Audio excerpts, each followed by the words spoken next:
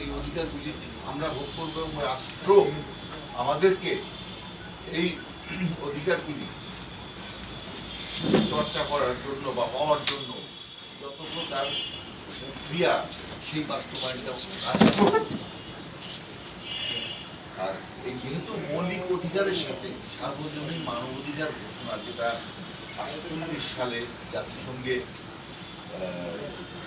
গৃহীত হয়েছে এবং সেটা বাস্তবায়ন হয়েছে, এবং বাংলাদেশ 72 সালে এই সার্বজনীন মানবাধিকার ঘোষণায় স্বাক্ষর করেছেন জাতিসংঘে, যে সেই ক্ষেত্রে রাষ্ট্রের অবশ্যই বাধ্যবাধকতা রয়েছে এই মানবাধিকারটাকে বাস্তবায়ন করবার জন্য প্রতিটা নাগরিকের। কারণ এই দেশে যত নাগরিক আছে, মানুষ হিসাবে আমরা সবাই সমান, জন্মগত থেকে শুরু করে মৃত্যু পর্যন্ত প্রত্যেকটা মানুষের মর্যাদা এক। সুতরাং সেই ক্ষেত্রে আমাদের মানবিক মর্যাদা সবারই সমান থাকা উচিত। এখানে কারোর হস্তক্ষেপ বা কারোর বাধা প্রয়োগ করার কোনো এখতিয়ার কারোরই থাকবে না। মানবাধিকার লঙ্ঘন কারা করছে? রাষ্ট্র করছে। দুইটা সেক্টর থেকে আমরা মানবাধিকার লঙ্ঘনের বিষয়গুলি পাই, একটা স্টেট আর একটা হলো নন স্টেট।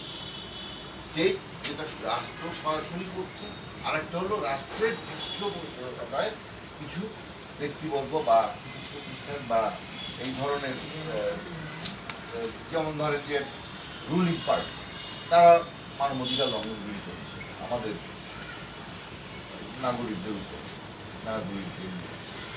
স্টেট এবং নন স্টেট এটাও আমাদেরকে বুঝতে হবে। যাই হোক, এই মানবাধিকার বাস্তবায়নে সাংবিধানিকভাবে রাষ্ট্রের 3টা বাধ্যবাধকতা দিয়ে দেওয়া হয়েছে বা আছে। সেটা হলো যে রেসপেক্ট, প্রোটেক্ট এবং ফুলফিল। রেসপেক্ট, যে মানবাধিকারের প্রতি আমি সম্মান প্রদর্শন করবো, মানবাধিকারকে সমন্বয় রাখবো, মানবাধিকারের সুরক্ষায় আমাদের রাষ্ট্র যত প্রকার কর্মকাণ্ড পরিচালনা করা দরকার সেই কাজগুলি করবে।